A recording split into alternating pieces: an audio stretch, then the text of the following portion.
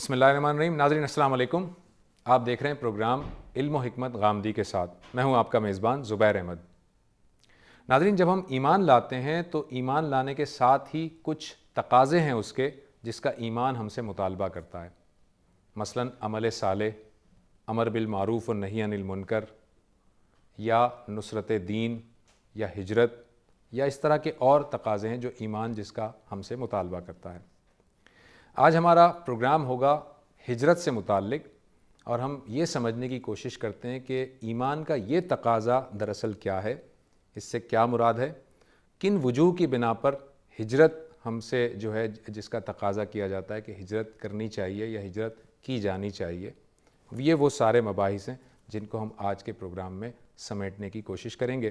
میرے ساتھ تشریف رکھتے ہیں جناب جاوید احمد غامدی صاحب. السلام علیکم جاوید صاحب. وعلیکم السلام. جاوید صاحب، ایمان جب ہم لاتے ہیں تو اس کے بہت سارے تقاضوں میں سے ایک تقاضا ہجرت ہے. سب سے پہلے تو یہ میں جاننا چاہوں گا کہ اس کو ہم تقاضا کیوں کہتے ہیں ایمان کا؟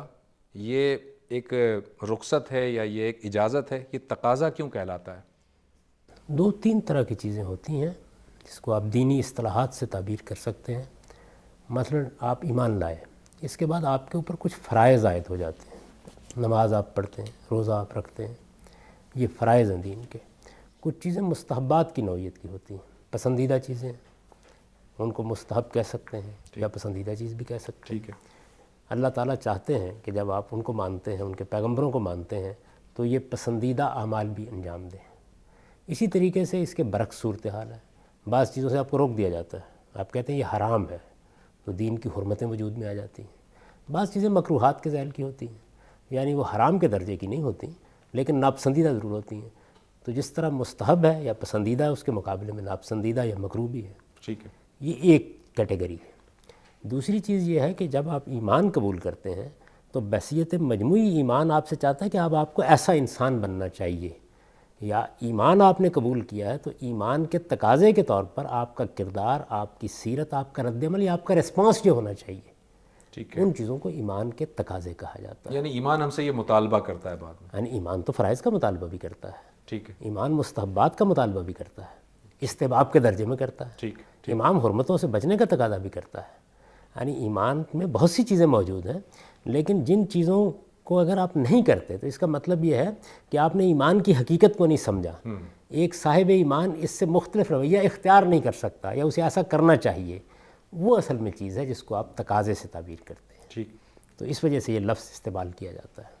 اب ہم خالص اگر ہجرت کی ٹرم کو یوز کریں تو ہجرت کے لغوی معنی کیا ہیں اور عرف میں ہجرت کس کو کہا جاتا ہے؟ ویسے تو ہجرت کا مطلب یہ ہے کہ آپ نے ایک جگہ کو چھوڑا، آپ دوسری جگہ چلے گئے. اکثر و بیشتر آپ نے دیکھا ہوگا کہ بہت سے لوگ ہیں جو اپنا وطن چھوڑ کے چلے جاتے ہیں. عربی زبان میں اس کے لیے بھی ہجرتی کا لفظ استعمال کریں گے. لفظوں کا جو لغوی پہلو ہوتا ہے وہ زبان میں کہیں غائب نہیں ہو جاتا. یہ نا اللہ تعالیٰ کی طرف سے جو ہستیاں رسالت کے منصب پر فائز ہوتی ہیں انہیں ہم رسول کہتے ہیں. عربی بول چال میں کسی ملک کے سفیر کو بھی آپ رسول کہتے ہیں. ہندوستان کا سفیر اگر مصر میں آئے گا تو رسول الہند ہوگا. بالکل صحیح. تو یہ اس کا لغوی استعمال ہے. یہی صورت ہجرت کی ہے. اصطلاح میں ہمارے ہاں ہجرت کا مطلب ہے ایمان کا وہ تقاضا جس کے تحت بعض اوقات آدمی کو اپنا وطن چھوڑنا پڑتا ہے. نہیں، ہجرت کے اندر کیا ایسی نبی صلی اللہ علیہ وسلم کی احادیث میں سے کوئی ایسی چیز بھی ہمیں ملتی ہے کہ اگر ایک شخص نافرمانی سے فرما برداری کی طرف چلا جائے تو وہ بھی گویا ہجرت یہ اس کی روح بیان کی ہے. یہ اس کی روح بیان کی ہے. یعنی ہر چیز کی ایک روح ہوتی ہے. جیسے مثال کے طور پر رسالت میں آپ صلی اللہ علیہ وسلم نے فرمایا ہے کہ المسلم من سلم المسلمون من لسانہ و یدہ. مسلمان وہ ہے جس کی ہاتھ اور زبان سے دوسرے مسلمان محفوظ رہیں. یہ مسلمان کی تعریف نہیں ہے. یعنی یوں نہیں ہے کہ آپ یہ ایک جامع معنی منطقی تعریف کر رہے ہیں اور آپ یہ لکھ دیں کہ اسلام کا مطلب ہے کہ اس کے ہاتھ اور پاؤں سے یا ہاتھ اور زبان سے دوسرے لوگ محفوظ رہیں تو اس کو اسلام کہتے ہیں. اسلام کی تعریف اور کی جائے گی. یہ اصل میں اس کا تقاضا ہے. یعنی جب آپ مسلمان ہیں تو مسلمان کا کیریکٹر کیا ہوگا، مسلمان کا رویہ کیا ہوگا، دوسرے انسانوں سے متعلق مسلمان کو کس سیرت و کردار کا حامل ہونا چاہیے، یہ اس میں بیان کیا گیا ہے. تو یہی بات اس حدیث میں بھی بیان کی گئی ہے کہ ہجرت کی حقیقت تو یہ ہے آدمی نے اپنا وطن چھوڑا، اپنا گھر بار چھوڑا، اپنے اعزاء اقربا چھوڑے، یہاں سے سامان اٹھایا اور کسی دور دراز علاقے میں اس کو جانے کی ضرورت پڑ گئی. یہ اس نے اتنی بڑی مشقت اٹھائی لیکن گناہ نہیں چھوڑا، اللہ کی نافرمانی نہیں چھوڑی.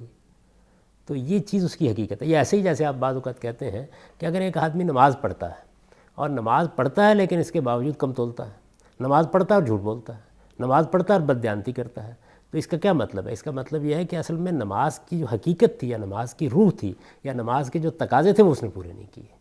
تو اس طرح ہجرت کی یہ قسم نہیں ہے کوئی جو اس حدیث میں بیان ہوئی ہے, بلکہ یہ بتایا گیا ہے کہ ہجرت کی روح کیا ہے. ہجرت میں اصل میں اللہ کی طرف ہجرت ہونی چاہیے, اس لیے کہ جب آپ اللہ کے لیے کر رہے ہیں یا اس کے دین کے لیے کر رہے ہیں, آپ کے پیش نظر خدا کے دین کے تقاضے ہیں, تو پھر یہ ضروری ہے کہ آپ کے باطن میں بھی ایک ہجرت ہو. یعنی ایک تو ظاہر میں ہجرت ہے, ایک باطن میں ہجرت ہے. تو وہ باطن کی ہجرت یہ ہے کہ آپ کے اندر گناہ کا میلان بھی ختم ہو, آپ اللہ تعالیٰ کی فرم برداری کی طرف جائیں, اللہ کی سرتابی اور اللہ کی نافرمانی سے آپ ہاتھ اٹھائیں. یہ اس کا تقاضا یا اس کی روح ہے. ٹھیک ہے, میرا اگلا سوال دراصل یہی تھا جس کا آپ نے کچھ تو جواب دے دیا, تھوڑا سا میں چاہوں گا اور وضاحت کر دیجیے گا. ہجرت کن صورتوں میں ہوگی, کب ہوگی, کیا کیسے حالات ہوں گے کہ جس پر انسان اب یہ طے کرے گا؟ کیونکہ آج رسالت میں آپ صلی اللہ علیہ وسلم تو موجود نہیں ہے, اب ہم طے کریں گے, کن حالات میں یہ طے کریں گے کہ اب ہمیں ہجرت کرنی ہے؟ دین میں دو طرح کی ہجرتیں ہیں, یعنی اصطلاح کے لحاظ سے اگر آپ دیکھیں. ایک تو یہ ہے کہ اللہ کا کوئی پیغمبر مبعوث ہوا, اس نے اپنی قوم پر اللہ کی حجت پوری کی, ہر لحاظ سے حق کو واضح کر دیا. اس کی قوم یہ فیصلہ کر لیتی ہے کہ وہ ایمان نہیں لائے گی, یعنی وہ تکذیب کا فیصلہ کر لیتی ہے. اس کے بڑے, اس کے ملا, اس کے اکابر, اس کے سردار طے کر لیتے ہیں کہ ہم کو اس کو نہیں ماننا. اور یہاں تک نوبت پہنچ جاتی ہے کہ وہ یہ فیصلہ کر لیتے ہیں کہ ہمیں پیغمبر کی جان لے لینی ہے. یہ موقع آ جاتا ہے تو پھر اللہ تعالیٰ حکم دیتے ہیں کہ اب آپ اس بستی کو چھوڑ دیں. یہ کئی صورتوں میں ہوتا ہے. مثال کے طور پر قرآن یہ بیان کرتا ہے کہ ایسا بھی ہو سکتا ہے کہ پیغمبر کو وفات دے دی جائے, یہ بھی اس کی ہجرت ہے.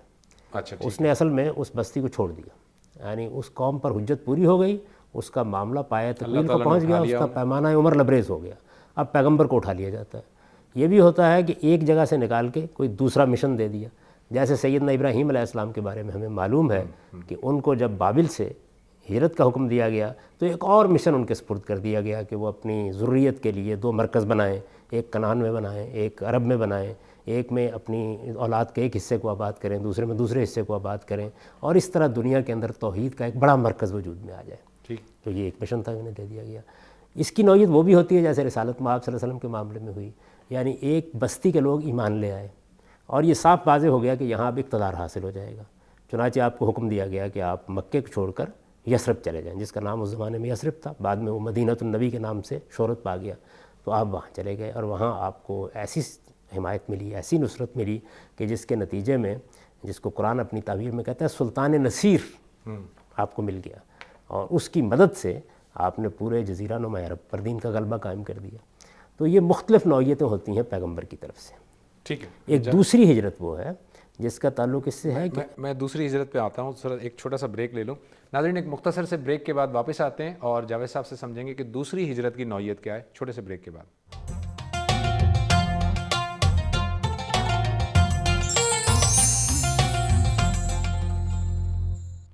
ویلکم بیک ناظرین. جاوید صاحب آپ بتا رہے تھے کہ دوسری نوعیت کی بھی ایک ہجرت ہوتی ہے. ایک دوسری نوعیت یہ ہے کہ یہ معاملہ پیغمبر کے اتمام حجت کی صورت میں تو نہیں ہوا, لیکن ایک بندہ مومن کے لیے اپنے دین کا اظہار کرنا, اپنے دین پر عمل کرنا, یہ ناممکن بنا دیا گیا.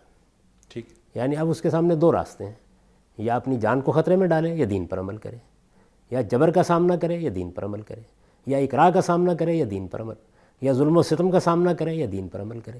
یعنی دین پر عمل کرنا, دین کی گواہی دینا, دین کا اقرار کرنا, یہ اس کے لیے اتنا بڑا مسئلہ بنا دیا جائے کہ اس کے نتیجے میں اس کے سامنے یہ انتخاب باقی رہ جائے جس کا میں نے ذکر کیا ہے. تو اس موقع پر پھر اللہ تعالیٰ یہ کہتے ہیں کہ اس جگہ کو چھوڑ دینا چاہیے اور اس کو چھوڑ کر کسی ایسی جگہ چلے جانا چاہیے جہاں آپ اپنے ایمان کے تقاضوں کو پورا کر سکیں. تو یہ دونوں نوعیتیں ہیں. جو پہلی نوعیت ہے اس میں تو فیصلہ اللہ تعالیٰ کرتے ہیں, پیغمبر بھی نہیں کر سکتے. فیصلہ اللہ یعنی تعالیٰ اس کا فیصلہ اللہ تعالیٰ کرتے ہیں اور وہ قوم تک رسولوں کے ذریعے پہنچتا ہے. رسولوں کے ذریعے سے پہنچتا ہے. قوم تک تو کیا پہنچنا ہے, قوم تو اصل میں انکار کر چکی ہوتی ہے, جو ایمان لانے والوں تک, یعنی جو پیغمبر کے ساتھی ہیں ان کو یہ بتا دیا جاتا ہے کہ اب اس بستی کو چھوڑ دینا ہے. اللہ تعالیٰ اس کا فیصلہ کرتے ہیں, اللہ اس کا حکم دیتے ہیں.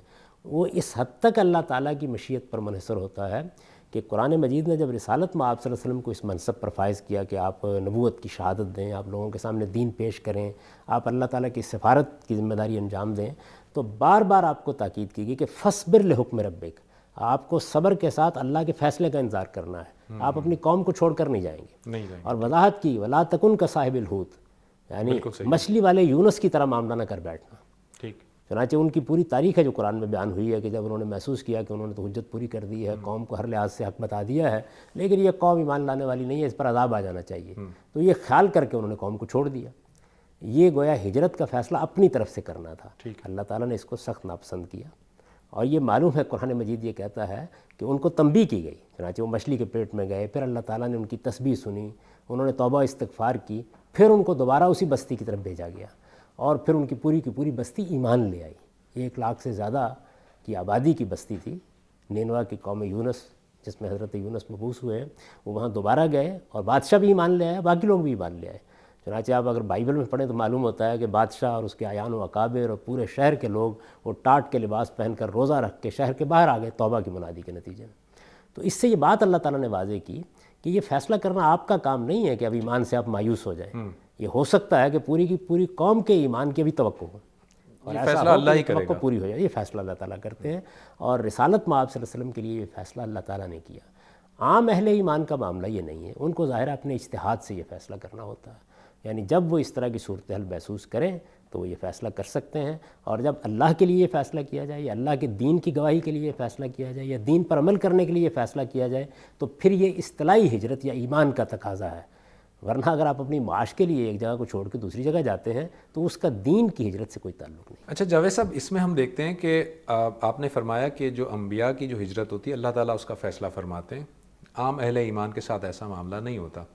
مسلمانوں کو جب نبی صلی اللہ علیہ وسلم نے حبشہ کی طرف ہجرت کرنے کا کہا تو وہ اللہ تعالیٰ کا فیصلہ تھا یا نبی صلی اللہ علیہ وسلم نے اپنی دانش سے یہ بات جو ہے وہ کہی تھی ان کو؟ نہیں، یہ تو دوسری نوعیت کی ہجرت ہے، دیکھیے نا، ایک وہ ہجرت ہے جس کا میں نے ذکر کیا کہ جو پیغمبر کے اتمام حجت کے بعد ہوتی ہے، اس کا فیصلہ اللہ تعالیٰ کرتے ہیں، وہ قوم کو چھوڑ دینا ہے، پیغمبر قوم کو چھوڑ کر جا رہا ہے، اس کے بعد عذاب آ جاتا ہے، اس کی نوعیت بالکل الگ ہے۔ یہ وہ ہجرت ہے کہ جس کے بارے میں نے اس سے پہلے عرض کیا کہ لوگوں کے لیے دین پر عمل کرنا ناممکن بنا دیا گیا، انہیں ظلم و ستم کا نشانہ بنایا گیا۔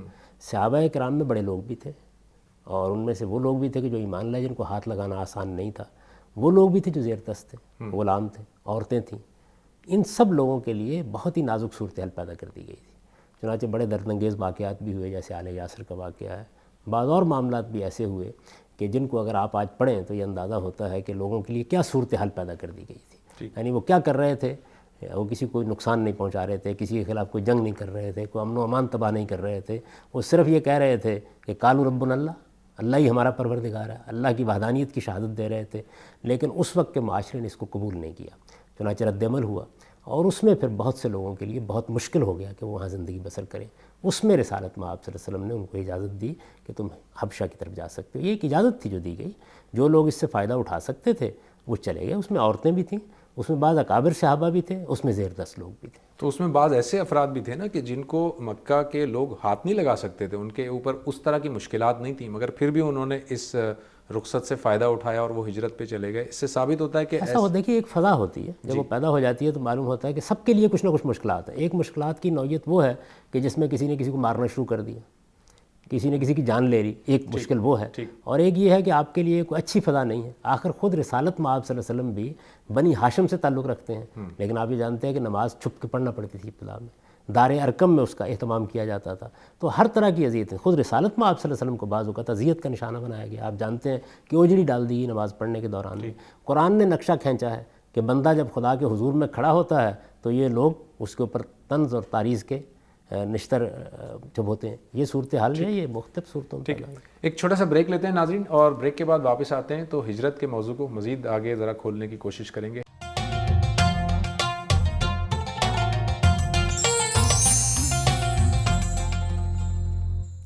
ویلکم بیک ناظرین۔ جاوید صاحب، یہ بات تو واضح ہو گئی کہ ہجرت میں اب ظاہر ہے کہ جب اہل ایمان جب تنگ ہوتے ہیں، ان کے ساتھ مشکلات ہوتی ہیں، تو وہ ایک بستی کو چھوڑ کر کسی دوسری بستی کی جانب چلے جاتے ہیں۔ کیا ایسا بھی ہو سکتا ہے کہ وہ ایک بستی کو چھوڑ کر دوسری بستی کے نہ جائیں بلکہ چھپ جائیں؟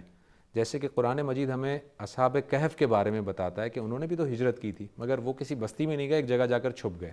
یہ بھی کوئی صورت نہیں متعین کی گئی، جیسے میں نے آپ سے عرض کیا کہ پیغمبر جب ہجرت کرتے ہیں تو اس میں بھی دارالہجرت کیا بنے گا آسمان بنے گا، اللہ تعالیٰ اپنے پیغمبر کو وفات دے دیں گے، کوئی بستی بنے گی، کسی دوسری جگہ نکال دیا جائے گا، کہیں اقتدار حاصل ہو جائے گا. اس کا تعلق حالات سے ہے. یہاں بھی یہی صورتحال ہے. یعنی اصل میں تو یہ ہے کہ آپ کے لیے اپنے ایمان کی شہادت دینا، اس پر عمل کرنا ناممکن بنا دیا گیا ہے. یہ صورت جب پیدا ہو جاتی ہے تو دین کا تقاضا یہ نہیں ہے کہ آپ ہر حال میں وہاں بیٹھے رہیں اور ضرور اس ظلم و ستم کا نشانہ بنتے رہیں. یا ایسی صورت پیدا ہو گئی ہے کہ لوگ آپ کی جان کے درپے ہو گئے ہیں تو آپ جان دے دیں. اور دین کا تقاضا یہ بھی نہیں کہ لازماً ہجرت کریں، یہ بھی نہیں ہے. یعنی آپ کے لیے گویا ایک راستہ کھلا ہوتا ہے، آپ اپنے اجتہاد سے فیصلہ کرتے ہیں کہ اب آپ کو کیا کرنا ہے. لیکن اس میں ظاہر ہے کہ کچھ اصول ہیں جن کو سامنے رکھنے کے بعد آدمی فیصلہ کر لیتا ہے کہ اب مجھے اس بستی کو چھوڑ دینا ہے یا کچھ وقت کے لیے چلے جانا ہے. یا وہ صورت پیدا ہو گئی جو اصحاب کہف کے لیے پیدا ہو گئی ہے تو آپ یہ کہتے ہیں کہ چلیے ہم کسی غار میں جا کے پناہ لے لیتے ہیں. یہ سب چیزیں اصل میں زمانے اور حالات کے لحاظ سے ہوتی ہیں اور اس میں آدمی فیصلہ کر لیتا ہے. اچھا، اب ظاہر ہے کہ چونکہ رسالت مآب صلی اللہ علیہ وسلم ہمارے درمیان موجود نہیں ہے تو فیصلہ ہمیں ہی کرنا ہے. کیا یہ ممکن ہے کہ اگر ہمارے لیے ایمان پر اپنے اس پر عمل کرنا تو ممکن ہو، لیکن حق کی گواہی دینے کے لیے رکاوٹیں ہوں، تو ہم وہ جو ہے حق کی گواہی دینا چھوڑ دیں یا اس میں ہم حکمت کو سامنے رکھیں اور ہجرت نہ کریں؟ ایسا ہو سکتا ہے پاسبل؟ دیکھیے دو طرح کے لوگ ہوں گے. ایک تو عام لوگ ہیں. عام لوگوں کی ذمہ داریاں بھی بہت محدود ہوتی ہیں. ان کو دین کے تقاضوں پر پورا اترنا ہوتا ہے، نماز پڑھنی ہے، روزہ رکھنا ہے اور اس طرح کے معاملات کرنے ہیں. ان کے لیے اگر کوئی مشکل پیدا ہوگی تو اسی صورت میں ہوگی. یہ مشکل بعض وقت کسی عقیدے کے اظہار میں بھی ہوتی ہے اور کسی عمل کے اظہار میں بھی ہوتی ہے. حالات کے لحاظ سے یہ بالکل ممکن ہے کہ کہیں آپ کے لیے اپنے ایمان کی گواہی دینی ممکن نہ رہے. یعنی آپ اگر کہیں کہ اشہد ان لا الہ الا اللہ تو اسی پر آپ کو ظلم و ستم کا نشانہ بنا لیا جائے. کہیں یہ ہو سکتا ہے کہ اس کو تو گوارا کر لیا جائے لیکن مثال کے طور پر آپ کو نماز کا اہتمام نہیں کرنے دیا جا رہا، یا آپ کے لیے حرام حلال چیزوں کے بارے میں مسائل پیدا کر دیے گئے ہیں. اس طرح کی کوئی چیز آپ کے لیے ہو گئی. یا عام لوگوں کو یہی مشکل پیش آتی ہے. لیکن وہ لوگ کہ جن کو اللہ نے کچھ دین کا علم دیا ہوتا ہے ان کی مشکل اس سے سوا ہوتی ہے. وہ یہ ہے کہ صرف عمل کرنے کا معاملہ نہیں ہوتا، بلکہ ان کی ایک بڑی ذمہ داری یہ ہوتی ہے کہ جس دین کی بصیرت اللہ تعالیٰ نے ان کو عطا فرمائی ہے وہ اپنی قوم کے سامنے اس کو رکھیں، سچائی کی شہادت دیں، جو دین ان کے پاس ہے وہ لوگوں تک پہنچائیں، اپنی طرف سے پوری کوشش کریں کہ بے کم و کاس یہ گواہی لوگوں کے سامنے پہنچ جائے. یہ جو ذمہ داری ہے بعض اوقات اس کو پورا کرنا ناممکن بنا دیا جاتا ہے. انبیاء علیہم السلام کے لیے بھی یہی معاملہ ہوتا ہے. یعنی ان کے ساتھ معاملہ صرف یہ نہیں ہوتا کہ وہ اپنے دین پر عمل کر سکتے ہیں یا نہیں، انہیں تقاضۂ رسالت پورا کرنا ہوتا ہے. یعنی جو تبلیغ رسالت کی ذمہ داری ان پر ڈالی گئی ہے اس کے راستے میں رکاوٹیں پیدا ہو جاتی ہیں. رسالت مآب صلی اللہ علیہ وسلم کے بارے میں بھی آپ کے علم میں ہے کہ پے در پے رکاوٹیں پیدا کی گئیں. یعنی وہ رکاوٹیں کبھی ساتھیوں کو ظلم و ستم کا نشانہ بنا کے دی گئیں، کبھی آپ کی توہین کر کے کی گئیں، کبھی آپ کے نام رکھ کر. اس طرح کی بیہودہ چیزیں سرزد ہوئیں آپ کی قوم سے اور اس میں انہوں نے یہ کوشش کی کہ آپ کو اس راستے سے ہٹا دیا جائے. وہ آپ کے بزرگوں تک پہنچے، انہوں نے وہاں کوشش کی، ترغیب اور تحریص کے ذرائع اختیار کیے، جو ان کی ذہنی سطح تھی اس کے لحاظ سے وہی سب کام کرتے رہے. آخر میں دارالندوہ میں یہ فیصلہ ہو گیا کہ اب نبی صلی اللہ علیہ وسلم کی جان لے لی جائے گی. یہ تو سیرت کی اگر کتابیں آپ نے پڑھی ہیں تو آپ کو معلوم ہے کہ سارے قریش کے لیڈر بیٹھے، مختلف تجویزیں زیر بحث آئیں اور پھر اس کے بعد اس تجویز پر اتفاق ہو گیا کہ ایک ایک قبیلے سے ایک ایک نوجوان ہوگا تاکہ کسی ایک پر بار نہ پڑ جائے، کیونکہ قبائلی زندگی ہے، اس وجہ سے وہاں دیت دینی پڑے گی یا قصاص کا مطالبہ ہوگا. تو سب کے سب لوگ ایک ہی وقت میں اپنی تلواروں سے حملہ کریں، پھر معاملہ دیت پر ہو جائے گا. یہ طے کر کے انہوں نے رسالت مآب صلی اللہ علیہ وسلم پر حملہ کرنے کا فیصلہ کر لیا. تو یہ وہ موقع ہوتا ہے کہ جس موقع کو پھر اللہ تعالیٰ فیصلہ کر دیتے ہیں کہ نہیں اب اس بستی کو چھوڑ دیا جائے. تو پیغمبر کے بعد ظاہر ہے کہ علماء ورثۃ الانبیاء، یعنی وہ لوگ جن کو اللہ تعالیٰ دین کی بصیرت دیتے ہیں، دین کا فہم دیتے ہیں، ان کی ذمہ داری ہے کہ جس طرح پیغمبروں نے اپنی قوموں کے اوپر دین کی شہادت دی وہ بھی یہی کریں. چنانچہ قرآن مجید میں جو علماء کے تقرر کی آیت ہے اس میں یہی بیان کیا گیا کہ لیتفقہوا فی الدین ولینذروا قومہم، یعنی وہ اپنے دین کی بصیرت پیدا کریں اور اپنی قوم کو انذار کریں. یہ وہی لفظ ہے جو پیغمبروں کے معاملے میں استعمال ہوا ہے، انذار کریں، خبردار کریں، دین کی حقیقت اس پر واضح کریں. اس کے لیے بعض اوقات حالات سازگار نہیں رہتے، ناممکن بنا دیا جاتا ہے کہ جس چیز کو ایک صاحب علم دین سمجھتا ہے وہ لوگوں کے سامنے رکھ سکے. تو اس میں بھی پھر وہ موقع آ جاتا ہے کہ جب اس کو ہجرت کرنا ہوتی ہے. اچھا، تو یہ ظاہر ہے کہ پرسن ٹو پرسن یہ چیز ویری کرے گی. ایک شخص ہے جو کہ سمجھتا ہے کہ میرے لیے میرے ملک کے اندر حالات ایسے ہیں کہ میں حق کی بات نہیں کر سکتا اور مجھے ہجرت کر لینی چاہیے، جبکہ دوسرا شخص جو کہ کم و بیش انہی حالات میں سے گزرتا ہے وہ کہتا ہے کہ نہیں ابھی ایسے حالات ہے کہ میں اب بھی یہاں رہ سکتا ہوں. یہ پرسن ٹو پرسن یہ ویری کرے گا کیونکہ ظاہر فیصلہ آپ خود کریں گے اس پر یا میں خود کروں گا. اس کی بھی دو سطحیں ہیں. ایک سطح تو یہ ہے کہ معاملے کی نوعیت یہ ہے کہ آپ سے اختلاف کیا جائے گا، آپ کو بدنام کیا جائے گا، آپ پر الزامات لگائے جائیں گے، آپ کو طعن و تشنیع کا نشانہ بنایا جائے گا، آپ کے خلاف قانون کی بنیاد پر کوئی کارروائی ہوگی. یعنی اس طرح کے بعض حکومتیں اس طرح کی کارروائی کرتی رہی ہیں، چلے عدالت میں معاملہ چلے جائے گا، آپ جیل میں چلے جائیں گے. سیدنا یوسف علیہ السلام بھی چلے گئے. ایک نوعیت یہ ہوتی ہے. اس میں تو عام طور پر صالحین یہی فیصلہ کرتے ہیں کہ وہ رہیں، اپنی قوم پر حجت تمام کرتے رہیں، حق کی شہادت دیتے رہیں اور اس چیز کا سامنا کریں، یعنی اس صورتحال کے مقابلے میں وہ کھڑے رہیں. ایک دوسری چیز یہ ہوتی ہے کہ ان کی جان لینے کا فیصلہ کر لیا جاتا ہے، جیسے میں نے رسالت میں آپ صلی اللہ علیہ وسلم کی مثال دی. قانون نہیں ہوتا کوئی بھی، اگرچہ واقعہ نبوت سے پہلے کا ہے، لیکن حضرت موسیٰ یعنی ان سے ایک معاملہ ہو گیا، یہ صاف واضح تھا کہ قانون کے مطابق فیصلہ نہیں ہوگا. ظاہر ہے کہ وہ ایک قتل خطا تھا، انہوں نے جان بوجھ کر قتل نہیں کیا تھا، لیکن جو لوگ بیٹھے ہوئے تھے وہ چونکہ ان کی جان کے دشمن تھے، اس وجہ سے صاف واضح ہو رہا تھا کہ یہ معاملہ ان کے ہاتھ میں آئے گا، وہ اس کو بہانہ بنائیں گے اور ان کی جان لینے کی تدبیر کریں گے. چنانچہ وہ شخص جو آیا ہے وہاں سے، اس نے آ کر ان کو یہی کہا کہ وہ تمہارے قتل کی تدبیر کر رہے ہیں. جب نوبت یہاں تک پہنچ جائے تو پھر اس کے بعد یہ لازم ہو جاتا ہے کہ آپ اس جگہ کو چھوڑ دیں. اچھا جاوید صاحب، یہ ہجرت سے گریز کرنے والوں کے لیے اسلام نے کوئی تنبیہ کی ہے؟ کہیں پر قرآن میں یا سنت میں کوئی ایسی چیز ملتی ہے کہ ہجرت سے اگر ہم گریز کر رہے ہوں، حالات ایسے ہوں پھر بھی گریز کر رہے ہوں، تو کوئی تنبیہ اسلام کرتا ہے اس میں؟ دونوں چیزیں الگ الگ ہیں. ایک چیز تو یہ ہے کہ آپ خود اجتہاد سے فیصلہ کر رہے ہیں، اور فیصلے کی بنیاد کیا ہے؟ فیصلے کی بنیاد یہ ہے کہ آپ کے لیے دین کی بات کرنا، دین کی گواہی دینا، سچائی کو بیان کرنا یہ ناممکن بنایا جا رہا ہے. آپ کے لیے انتخاب دو چیزوں میں ہو گیا ہے، یا آپ جان دیں گے یا آپ حق کی گواہی دیں گے. تو اس میں اللہ تعالیٰ یہی چاہیں گے کہ آپ چلے جائیں.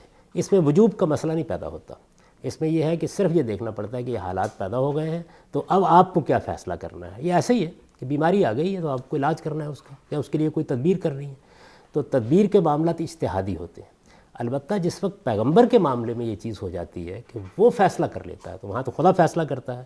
دارالہجرت میں جب پیغمبر پہنچ جاتا ہے تو پھر اس کے بعد بعض اوقات اللہ تعالیٰ سب لوگوں پر لازم کر دیتے ہیں کہ وہ اپنی بستیوں کو چھوڑ کر یہاں جمع ہو جائیں. یہ اللہ کا حکم پہلے ہونا چاہیے.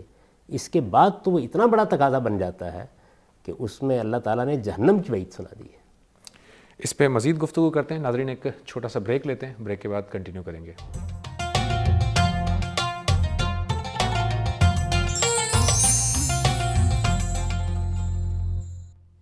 ویلکم بیک ناظرین. بریک سے پہلے جاوید صاحب نے کہا تھا کہ پھر ایک وقت وہ آتا ہے کہ جب اللہ تعالیٰ نے جہنم کی بات کی ہے. جاوید صاحب میں چاہوں گا ذرا اس کی وضاحت کر دیجیے گا. قرآن مجید کی سورہ نساء میں ہے نا کہ وہ لوگ کہ جن کو ان کے وطن میں ستایا جا رہا ہے، اللہ تعالیٰ کے فرشتے جب انہیں موت دیں گے تو پوچھیں گے فیما کنتم، یہ تم کس صورتحال سے دو چار تھے؟ یعنی تمہارے لیے دین پر عمل کرنا ناممکن بنا دیا گیا. ادھر پیغمبر تمہیں ہجرت کی دعوت دے رہے تھے، تم وہاں اس بستی میں پڑے رہے اور تم جواب میں یہ کہہ رہے ہو کننا مستضعفین فی الارض، ہم کمزور تھے. تو فرمایا کہ کیا خدا کی زمین وسیع نہیں تھی؟ الم تکن ارض اللہ واسعہ، تم وہاں سے ہجرت کر جاتے فتہاجروا، تو اللہ تعالیٰ تمہارے لیے بہت سے راستے کھول دیتا. تو وہاں پر تو اللہ تعالیٰ نے یہ فرمایا ہے کہ جو اس طرح کے لوگ ہیں ان کو فرشتے جب موت دیں گے تو مارتے ہوئے یہ کہیں گے کہ فیما کنتم. تو اس کا مطلب یہ ہے کہ اس پر عذاب کی وعید آ گئی. ٹھیک. اچھا اب ذرا سا میں تھوڑا سا اس پہلو کو اور آگے لے کے چلنا چاہوں گا. وہ یہ کہ جب حالات ایسے ہو جائیں تو ٹھیک ہے آپ ہجرت کریں گے، لیکن بالفرض حالات ایسے نہیں ہیں اور آپ ایک دیانتداری سے اب یہ سمجھتے ہیں کہ میں نے اپنے وطن میں کام کر لیا اور میں نے دین کو جہاں تک میں پہنچا سکتا تھا پہنچایا، اب مجھے دیگر ممالک میں جانا چاہیے اور وہاں کے لوگوں کو بھی سمجھانا چاہیے. حالات کا مسئلہ نہیں ہے، صرف آپ کے دل میں یہ ہے کہ سارے لوگوں تک بات پہنچائی جائے. تو کیا ایسی صورت میں جب ہجرت کی جائے گی اس کو بھی اسی طرح سے دیکھا جائے گا یا یہ مناسب نہیں ہے؟ اس کے لیے آپ اپنا وطن تو نہیں چھوڑ سکتے، کیونکہ آپ کی اصل ذمہ داری آپ کی اپنی قوم ہے.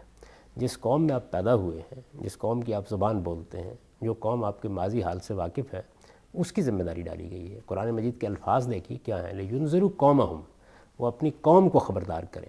تو یہ ذمہ داری چونکہ قوم سے متعلق ہے، اس وجہ سے قوم کو چھوڑنے کے لیے تو یہ بنیاد نہیں بنتی کہ میں اب سمجھتا ہوں کہ باقی دنیا تک بات پہنچائی جائے. آپ قوم میں یہ ذمہ داری انجام دیتے ہیں. بے شک آپ دیانتداری سے یہ سمجھ رہے ہوں. نہیں، دیانتداری سے کیا سمجھ رہے ہیں؟ یعنی کیا قوم پر اتمام حجت ہو گیا ہے؟ اچھا ٹھیک ہے، ایسا تو نہیں ہوا. آپ نہیں سمجھ سکتے وہ، یہ ہمارے پاس کوئی ذریعہ نہیں، اس کا فیصلہ تو اللہ تعالیٰ ہی کر سکتے ہیں. تو آپ قوم کو پیغام پہنچا رہے ہیں، آپ کا مستقر یہی ہے، آپ اصلاً یہیں کھڑے ہیں. اس کے ساتھ باقی دنیا میں بھی آپ دعوت دے سکتے ہیں، جیسے کہ ہمارے علماء بھی بعض اوقات یہ کرتے ہیں کہ وہ کہیں چلے گئے، وہاں پہ جا کے انہوں نے بات بیان کر دی. بہت سے لوگ جو ہماری اپنی قوم سے متعلق ہے، دنیا بھر میں پھیلے ہوئے ہیں، ان سے بھی لوگ رابطہ رکھتے ہیں اور ان تک بھی دین پہنچاتے ہیں. وہ ہماری ہی قوم کے افراد ہوتے ہیں.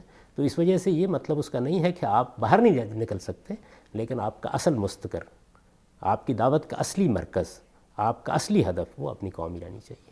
اچھا جاوید صاحب، جب ہم اپنے وطن کو، اپنے قوم کو ان مشکلات کی وجہ سے چھوڑ کر چلے جاتے ہیں اور ہجرت کرتے ہیں، تو پھر ظاہر ہے کہ ہمارے ذہن میں اب یہ ہوتا ہے کہ اب ہم دوسری جگہ کر، دوسری کسی بستی میں، دوسری قوم میں اپنی دعوت کو پھیلائیں گے، یہی مقصد ہوتا ہے اب وہاں ضروری سے؟ نہیں ہے، کئی پہلو ہو سکتے ہیں، یعنی یہ بھی ہو سکتا ہے کہ آپ کچھ وقت کے لیے الگ ہو جائیں تاکہ آپ اس ظلم و ستم کا ہدف نہ بنیں۔ اگر آپ کی جان کو خطرہ پیدا ہو گیا ہے تو جس طرح میں نے عرض کیا کہ اس موقع پر تو آپ کو چھوڑنا ہی ہوتا ہے، تو آپ کچھ دیر کے لیے الگ ہو کے بھی بیٹھ جاتے ہیں۔ یہ بھی ممکن ہوتا ہے کہ آپ یہ سمجھتے ہیں کہ کچھ ایسے دوسرے ذرائع آپ کے پاس ہیں جن سے آپ کہیں دوسری جگہ بیٹھ کر بھی اپنی بات اپنی قوم تک پہنچا سکتے ہیں۔ جیسے موجودہ زمانے میں آپ یہ دیکھتے ہیں کہ اب ایک جگہ رہنا یہ کوئی ضروری نہیں رہا، آپ کے پاس بہت سے ایسے ابلاغ کے ذرائع آ گئے ہیں کہ جن سے آپ کہیں بھی ہوں تو اپنی قوم تک اپنی بات پہنچانے کے لیے اسباب پیدا ہو جاتے ہیں۔ ٹیلی ویژن کا ذریعہ ہے، ریڈیو کا ذریعہ ہے، انٹرنیٹ کا ذریعہ ہے، اسی طرح سے تحریروں کے ذریعے سے بھی آپ اپنی بات پہنچا سکتے ہیں۔ اس کا تعلق پھر حکمت عملی سے ہے، لیکن جو بنیادی بات ہے وہ یہ ہے کہ آپ کی اپنی قوم ہی کو اصلاً آپ کا مخاطب رہنا ہے، خواہ آپ اپنی قوم کے اندر رہ کر اس کو مخاطب بنائیں، خواہ آپ اس کے باہر بیٹھ کر اس کو مخاطب بنائیں۔ تو یہاں پر ایک منطقی سوال یہ پیدا ہوتا ہے کہ جن مشکلات کو فیس کر کے ایک شخص جو ہے وہ ہجرت کرتا ہے اور پھر آج کے دور میں مختلف ذرائع ابلاغ کو استعمال کر کے اپنی قوم ہی کو مخاطب کرتا ہے، بات پہنچاتا ہے، تو وہ پھر جو مسائل اپنے لیے اس کے تھے وہ مسائل دوسروں کے لیے پیدا نہیں کر رہا وہ؟ دیکھیے وہ تو پیغام پہنچا رہا ہے، وہ دائی ہے، مدعوین ہے، تو مدعوین کے لیے تو مسائل ہوں گے، اور جب مدعوین کے لیے مسائل ہوں گے جیسے رسالت میں آپ صلی اللہ علیہ وسلم کی دعوت سے ہوئے تو عین ممکن ہے کہ ان کو بھی حبشہ کی طرف ہجرت کرنی پڑ جائے، یعنی ان کے لیے پھر وہ مسئلہ عمل کرنے کا پیدا ہوتا ہے۔ داعی حق کے لیے جو مسئلہ پیدا ہوتا ہے وہ دین کی دعوت دینے کا مسئلہ ہے، اور اس میں نے جیسے کہ آپ کی خدمت میں عرض کیا کہ اگر صورتحال یہ بن گئی ہے کہ لوگ اس کی جان کے درپے ہیں، یعنی اس کے لیے یہ نوبت آ گئی ہے، تو پھر تو ناگزیر ہو جاتا ہے کہ اس جگہ کو چھوڑ دے، کیونکہ یہ صورتحال ایسی ہے کہ جس میں اللہ کے پیغمبروں نے بھی اس جگہ کو چھوڑ دیا۔ میں نے آپ کو بتایا نا کہ سیدنا موسیٰ کے لیے یہ صورتحال پیدا ہوئی نبوت سے پہلے، انہوں نے بھی چھوڑا۔ رسالت میں آپ صلی اللہ علیہ وسلم کے لیے بھی یہی صورتحال پیدا ہو گئی۔ پیغمبروں کا معاملہ تو اس لیے الگ ہے نا کہ وہ تو اللہ تعالیٰ کا حکم آ رہا ہے ان کے پاس، اللہ کا حکم بھی اس موقع پر آتا ہے، ٹھیک، یعنی نوبت یہاں تک پہنچ جاتی ہے۔ انٹرپٹ کروں گا، ذرا بریک کا وقت ہے، آپ کی بات یہیں سے کنٹینیو کروں گا۔ ناظرین چھوٹا سا بریک لیتے ہیں اور بریک کے بعد گفتگو کو کنٹینیو کریں گے۔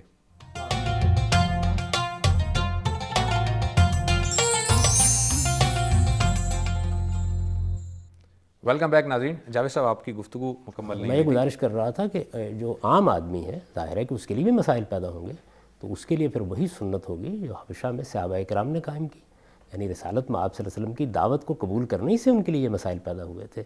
تو ہم نے دونوں کا ذکر کیا، یعنی ایک عام آدمی ہے دین پر عمل کرنے کے لحاظ سے یا کسی دعوت پر لبیک کہنے کی پاداش میں اس کو ظلم و ستم کا نشانہ بنا دیا جاتا ہے، وہ بھی یہ فیصلہ کر سکتا ہے کہ اب میرے لیے جان کا مسئلہ بن گیا ہے تو وہ اس ملک کو چھوڑ دے گا، جیسے حبشہ کی طرف رسالت میں آپ صلی اللہ علیہ وسلم کے ساتھیوں نے ہجرت کی۔ اور داعیان حق یا دین کے علماء یا دین کی دعوت دینے والے یا دین پیش کرنے والے، ان کے لیے یہ مشکل سوا ہوتی ہے۔ اس کی وجہ یہ ہے کہ ان کو تو اصل میں یہ پیغام پہنچانا ہے، وہ محسوس کرتے ہیں کہ اب ان کے لیے انتخاب دو چیزوں میں رہ گیا ہے۔ جب ان کے لیے یہ صورت پیدا ہو جاتی ہے تو وہ بھی ہجرت کرتے ہیں۔ آپ کے علم میں ہے کہ ہمارے یہاں سے ہندوستان میں علماء کرام نے تقسیم سے پہلے ہجرت کی، بہت دور دراز ملکوں میں چلے گئے، وہاں رہ جا کر، یعنی آپ کے علم میں ہوگا کہ دیوبند کے علماء میں سے بعض، دوسرے مکاتب فکر کے علماء میں سے بعض علماء نے یہاں چھوڑ دیا تھا۔ اسی طریقے سے اپنے مقاصد کو سامنے رکھ کر انہوں نے اسٹریٹجی بنائی، حکمت عملی بنائی، اس کے لیے بھی بعض لوگ اپنے وطن سے نکل گئے، جیسے جمال الدین افغانی کی مثال ہے، مولانا عبید اللہ سندھی کی مثال ہے۔ اسی طریقے سے اخوان کے لوگوں کے لیے جب مصر میں صورتحال بہت خراب ہو گئی اور یہ معلوم ہو گیا بعض واقعات سے کہ اب حکومت ان کے اکابر کی جان کے درپے ہے، تو بعض لوگ نکل گئے، انہوں نے جا کے دوسری جگہوں پر مستقل بنا کے کام کو جاری رکھا، جس کے نتائج آپ آج دیکھ رہے ہیں، جیسے مثلا ڈاکٹر سعید رمضان تھے۔ تو اس طرح یہ واقعات وقتاً فوقتاً پیش آتے رہے ہیں جس میں صالحین اپنے حالات کے لحاظ سے فیصلہ کرتے ہیں۔ اصلی بات یہی ہے کہ جس وقت نوبت یہاں تک پہنچ گئی ہے تو پھر آپ کے پاس اس کے سوا کوئی راستہ نہیں ہوتا کہ آپ یا تو اصحاب کہف کی طرح کسی غار میں چلے جائیں۔ اب اصحاب کہف کی تحسین کی ہے نا اللہ تعالیٰ نے، تحسین کی، یہ نہیں کہا ان سے کہ آپ کو وہاں رہ کر جان دے دینی چاہیے تھی، ہاں یہ نہیں کہا، یہ دین کا تقاضا نہیں ہے یا دین کا یہ مطالبہ نہیں ہے، یہ مطلوب نہیں ہے یہ چیز۔ اصلی چیز یہ ہے کہ آپ کو جو اللہ نے عقل دی ہے اس کی بنیاد پر آپ تدبیر بھی کریں گے، اپنی حفاظت کا بندوبست بھی کریں گے۔ نوبت یہاں تک پہنچ گئی ہے تو آپ اس ملک کو بھی چھوڑیں گے، لیکن اپنا کام نہیں چھوڑیں گے، ہر حال میں اس شہادت پر قائم رہیں گے۔ وہ عام لوگ تھے، ان کی ذمہ داری شہادت دینا نہیں تھا، ان کے لیے مسئلہ صرف اپنی جان بچانے کا تھا، وہ گئے اور انہوں نے جا کے غار میں پناہ لے لی.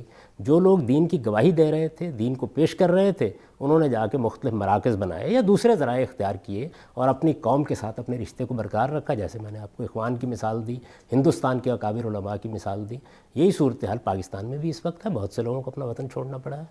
بہت سے لوگوں کو وطن چھوڑنا پڑا ہے، لیکن جاوید صاحب اس بات کی کیا ضمانت ہوتی ہے کہ جب آپ وطن چھوڑیں گے تو آپ کے ساتھ جس طرح سے جو مشکلات ہیں یا کسی کے ساتھ بھی جو مشکلات ہیں وہ مشکلات بھی اس کا پیچھا چھوڑ دیں گی؟